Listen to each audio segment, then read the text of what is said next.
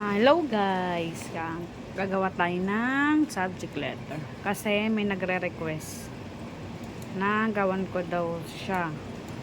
Yung gusto ng design ng anak niya ay toka-boka, kaya nag-isip na lang ako ng design para gawin yan. At pinakita ko naman sa kanya, okay naman daw yan. Shout out sa'yo, Marie Chris Irigan. Pa-shot ka sa Friday ha. Charot. Yan. Hindi ko na video kanina kung paano ko siya ginawa. Kasi late ko na naisip na mag-video. Kaya ayan, naano ko na siya, na-edit ko na siya. Pinagsama-sama ko na. Ano lang naman yan, insert picture. Yan. Tapos ipapasok mo siya. Tapos, etong ating printer. Ano to? Paper sticker siya. Sticker siya na glossy. Ayan. Ayan. Natapos ko na siyang i-edit. Ito yung mga subject niya. Ito yung mga subject. At ito, may space pa kasi. Kaya ginawa ko na lang na name tag niya. Ayan. Ayan. I-ano na natin. I-print na natin. Print. Ginagawa ko to guys sa PowerPoint.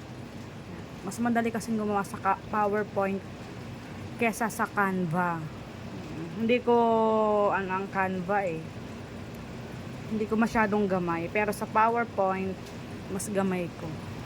May PowerPoint kasi kami guys, pero install lang namin to ng PowerPoint para hindi na mahirapan yung mga anak namin para pag may gagawin silang mga ganyan, mga journal, ganun. Tara na, dami ko sinabi. Print na natin. Print. Yan, print na natin siya. Print. Print na siya. Yan na siya. At lalabas yan dito. Lalabas yan dito guys. Dito siya lalabas.